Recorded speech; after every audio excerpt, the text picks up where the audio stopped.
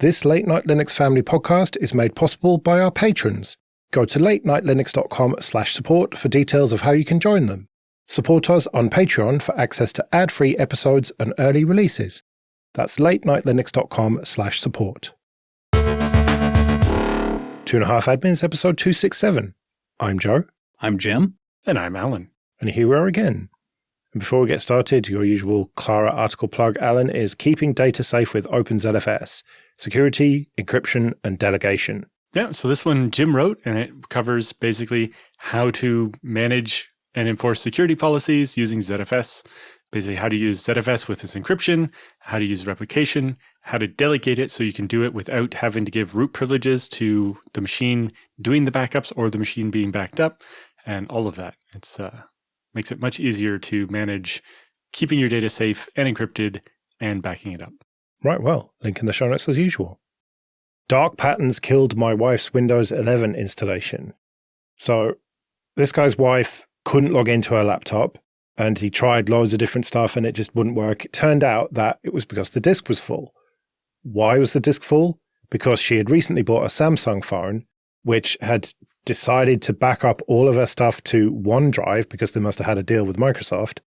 And then despite him disabling OneDrive on her laptop, somehow Windows Update must have re-enabled it, and it decided to download all of her stuff that she didn't even know had been backed up, filled up the disk, and now she can't log in. The article makes a lot of hay out of the exact error messages that were seen while the drive was completely full in this laptop. It wouldn't boot all the way. It showed a lot of strange error messages that had absolutely nothing to do with the drive being full. And I found it interesting that somebody wanted to write an article that spent so much time lamenting that as though it were an unusual thing, when in reality, that's, if you ever fill a hard drive, an operating system, like a root file system, completely full, you're going to have untrapped errors. I don't know why, but for whatever reason, that's something that almost nobody traps for. If they expect their application to be running on the root file system, they are not bothering to see, hey, is there actually a block free before I try to write a new block to this file? They just assume I can write data. And so when they can't write data, you get interesting results as you fall through various routines, with garbage, untrapped, erroneous results until you finally hit a breakpoint. So the error that gets reported to you is liable to be 4 or 5 missteps past the real issue, which was that you ain't got no room on your C drive, fool. I actually had this recently. My root partition had filled up, and I can't even remember the error I got. I got a weird error that just seemed like just weird. And so my first instinct was df-h. And sure enough, 100%. Right, I need to clear up some space then. And this is not just a Windows thing either. I have yet to encounter an operating system where you can rely on all of the pieces to effectively trap for whether the root file system fills up. Yeah, this was Linux, and it just didn't tell me that it was full. It was just a weird error. I've gotten X11 authority errors. I've had systemd just throw random things, say that, this service or the other service was broken. And it's always embarrassing when something like that happens and you burn half an hour trying to troubleshoot the error that was reported to you, only to eventually discover, man, root file system full, damn it. No space. I must have had this before because I just instinctively knew that that was what it was. I wish I could remember what the error was, but it just seemed too weird, and I just instantly thought, I bet that my root partition is full. Perhaps you've just done that more frequently so that it occurs to you as, maybe I did this again. Yeah, probably. In general, when programming in C, you do the write system call, and then you're like, if the error isn't 0, if it didn't work, then we just exit, because who knows what happened. And then you get these weird second-order effects like Jim was describing, like systemd says, well, this service wouldn't start. It's like, well, the service tried to create its PID file and couldn't, and so it exited, or whatever happened like that. The other interesting one I've seen people get very confused by is on the old UFS, the default file system on FreeBSD, you could have 105% of your space used. Because what UFS would do is only the root user could write the last little bit of space. So it would set 100% capacity at what any user could write, and then root always had an extra 5% of the space that only root could write, so that if a user filled up the drive, root could still log in to fix it. Yeah, well, I probably could have done that actually because it was ext4. Well, this is only UFS has this. No, it's not only UFS, Alan. It's pretty much every legacy file system I'm aware of. Certainly ext4 also has root reservation. XFS has root reservation. Okay. But yeah, so people can be even more confused when they find out they have negative free space. Yeah. But, part of the reason why actually the system shouldn't let you log in when you're out of space, outside of maybe the administrator user, or maybe even less that, is that if there's not enough space to add to the audit log that you logged in, then it shouldn't be allowed to happen. But then how do you fix it if you can't log in? Well, you have to boot a live Linux and start deleting some shit, essentially. Well, that doesn't seem very good for your security system either. Indeed. And I suppose if you had BitLocker and stuff, that would be impractical. But right. What about this idea of them just enabling OneDrive and just downloading a bunch of shit? Like, I mean, Alan, you're a Windows user, so you don't get to have the glee here. But Jim, are you not just so grateful to have an operating system that doesn't pull this kind of shit? It's not binary, man. It's a spectrum. I used to be very, very happy to have an operating system that did not pull any of that kind of stuff. These days, I'm happy to have an operating system that does less of this kind of stuff than Windows or Mac OS does. But I mean, decisions get made in operating systems that I don't like a lot. Decisions get made in operating systems that I feel like are antithetical to my own interests a lot. And greatly to my chagrin and to the surprise of me from 25 years ago, it happens in open source too. It's not just proprietary software. True. Apt install Firefox, for example, on an Ubuntu system. See what happens. I think before we close this up, we ought to talk about the possibility that maybe some of this was a little bit misreported. It's entirely possible that the user thought that they had disabled that, but some box didn't get checked somewhere, or, some apply button didn't get clicked to apply changes that were saved somewhere. There are a lot of ways that you can bobble a configuration of a service like that. And that could be what happened. Now that we've said that, I would like to also say, for those of you who think it had to have happened that way, that large corporations make their own decisions about your system all the time. It's not just Microsoft either. In particular, I have one of their phones in my pocket, so I'm just going to say the G word because I'm tired of hearing from it. But that company very routinely blows away settings that you had changed to keep it from doing something you didn't want it to do. And you have the next round of updates and hey, you know what? That got turned right back on. Oh, you're definitely going to want this. For a really bad example of it, in my car, when it just turned the AI auto steering back on because Elon Musk wanted to promote full self-driving. Well, I had disabled it in my car because it very predictably tries to wreck my car at the same spot on the same street every time I drive by it if the collision avoidance auto steering is enabled. So that getting just automatically re-enabled for me literally put my life at risk. Didn't stop that company from doing it. One of TikTok's network boffins says it causes massive data wastage. You know it's the register because they use the word boffins. But TikTok is kind of in the process of being moved to America, or parts of it at least. Anyway, it's going to have some new management by the looks of things. Or at the very least, a new rent seeker. Indeed. And according to a paper, it might well be using 40% more bandwidth than it needs to because of pre-caching of the next video. Right. So this is, like Joe just said, preload caching, and it's exactly what it sounds like. TikTok is like, you might want to look at that video and you will find this experience more satisfying if the video that you click loads instantly. So let me just go ahead and grab, the first couple seconds of any of the videos I think you're likely to click. Click. You're such an old man. Swipe up to. Come on. Whatever. Regardless, whichever video you would like to activate for consumption. Yeah. The net effect is that you download an awful lot of video that you are never going to watch and we're never going to watch. Now, this is not a unique problem to TikTok. It's not a unique problem to network resource consumption. Pretty much anytime it's possible to pre-consume a resource to cheat and make one thing look better at the expense of another thing, vendors are going to do it, and they're going to do it to your detriment. You look at a Windows machine that comes from the factory with 20 different silly little applications and the Windows startup app section. And a lot of them are literally just preloading that program so that the quote first time you open it, it's not really the first time, it's an instant open because it's already cached. But when you do that for every program on the system, it is no longer of any benefit. It is actually a detriment because now you're just using all of your system resources to do things that you might possibly do, leaving much less left over for the things you really do want to do. Alan, you used to run a video streaming company. Did you do any of this pre-caching business? Not the next video, but we did build a system for when you're doing HLS to stream a video. It's basically breaking the video into little chunks that you request over HTTP individually.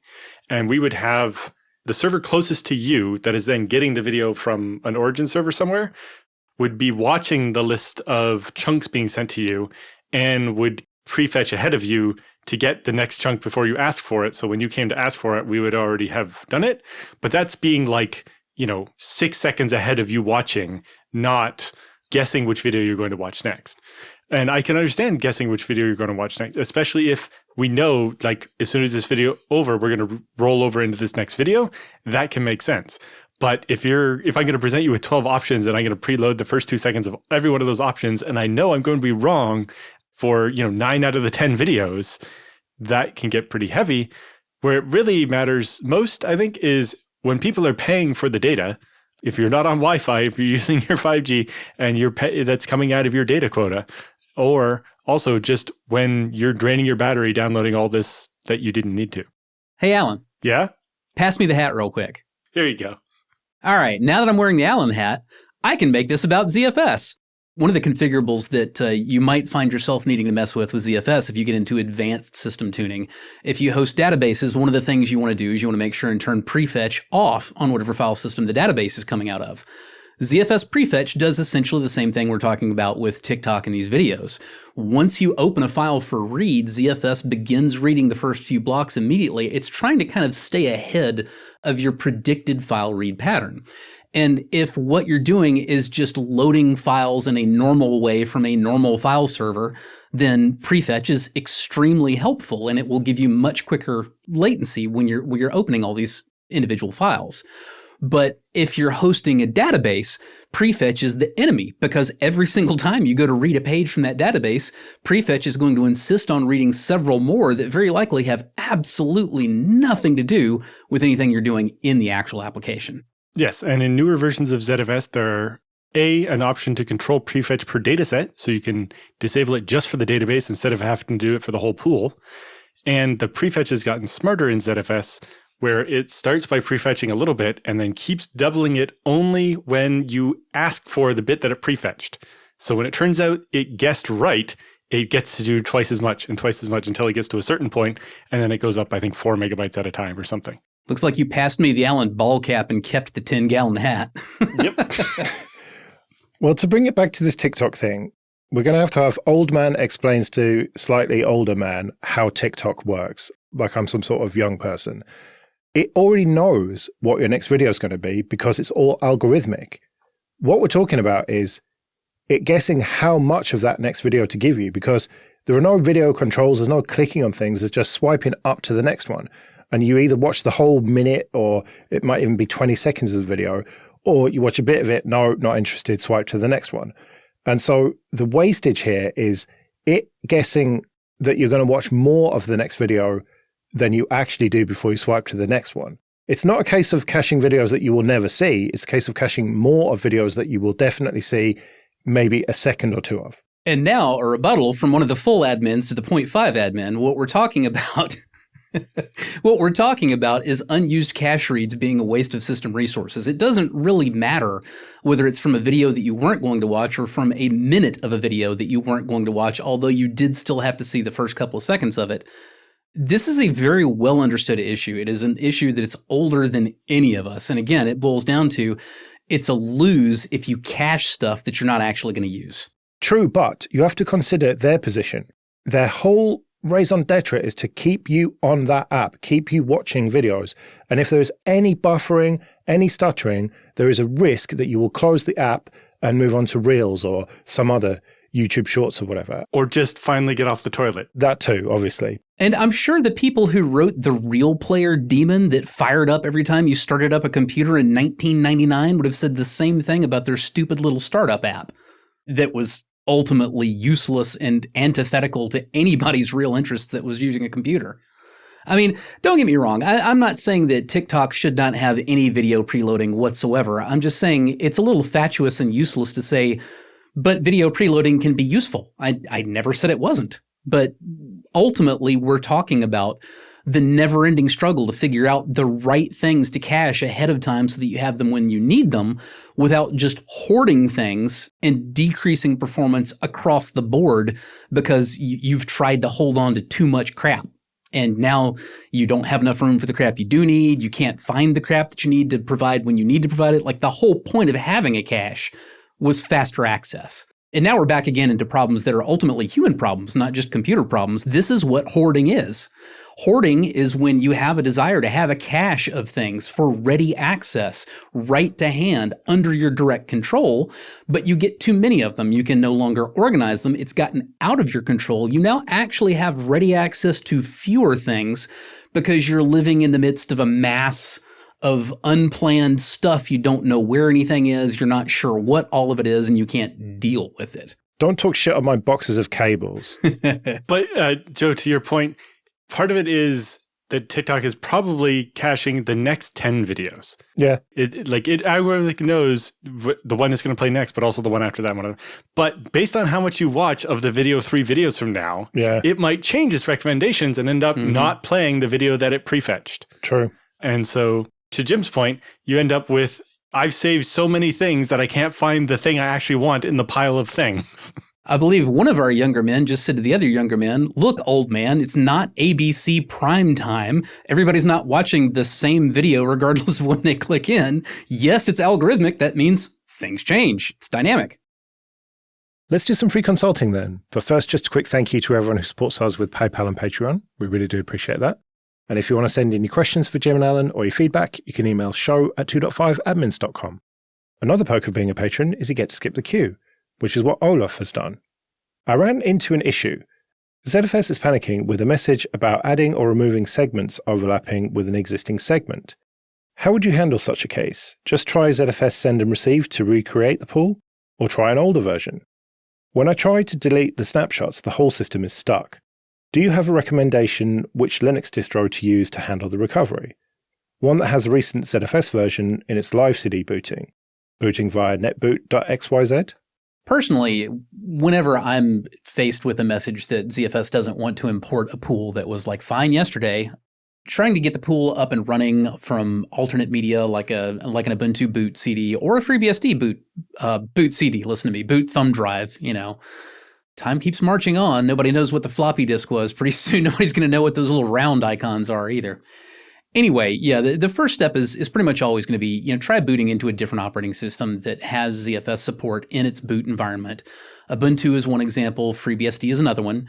And honestly, I would probably try both. Like if I didn't have something already waiting in the wings and ready to go. Because if we're being honest, if this is me, the way I'm handling it is I'm immediately shifting everything over to my Hotspare server, demoting, what was production, fixing what's wrong with it, and then bringing it back in as the new Hotspare.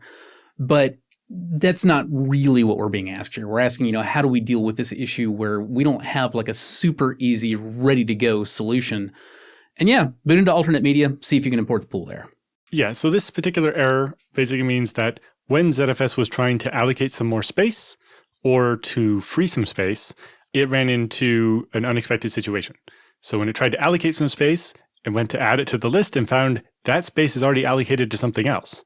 And if that happens, that would be bad, right? If we actually have the same block on disk allocated to 2 different files, it means that when we do the second one, we're going to overwrite the content of the first one, and that's going to cause data loss. Or it sounds like in your case, you're trying to delete a snapshot, and we're going to free some data, and it's already on the free list. And that means something is inconsistent inside ZFS. And it's kind of a worry. But because of that, ZFS will panic and stop making changes in order to avoid making the situation any worse. Because it assumes maybe something got bit flipped in memory or something went wrong. And it's just like, stop the world. we're not going to make any changes because something is not right here. So to that end, as already been commented in the GitHub issue that you posted, Clara has written some extra diagnostic tools, and they're now part of ZFS version 2.3.4 and later that will give more detail when you run into this problem. And we're still trying to find the root cause of it. It's happened to a few people, but never in a way that can be tracked down at this point. So still being looked into.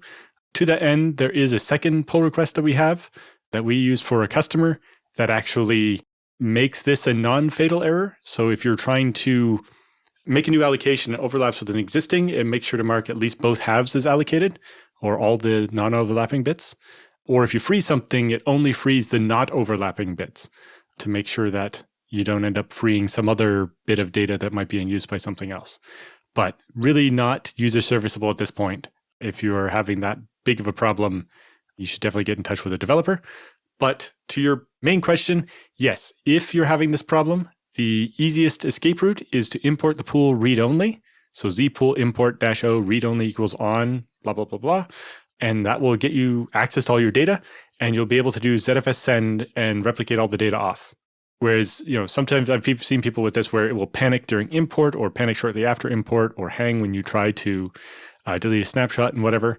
But in read-only mode, because it won't be trying to make any changes, you won't actually hit this assertion, and you'll be able to get all your data off, and it'll be fine. So when it's in read-only mode, you can't take any new snapshots. So how do you then replicate it? Well, A, you can replicate existing snapshots, but B, there's a magic feature in ZFS. If the file system is not mounted, or in this case, if it's read-only, there's a hidden secret snapshot called --head-. If you just do ZFS send of a dataset without the @snapshot part, and the dataset isn't actively in use, it will be able to send a snapshot of it to the other side.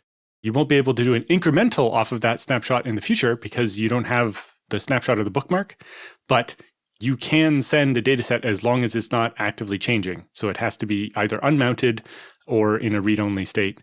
Then you can actually do a ZFS send without needing a snapshot. All this does lead us to a somewhat broader question of IT philosophy, I suppose, which is, when do you try to repair a corrupted file system in the first place?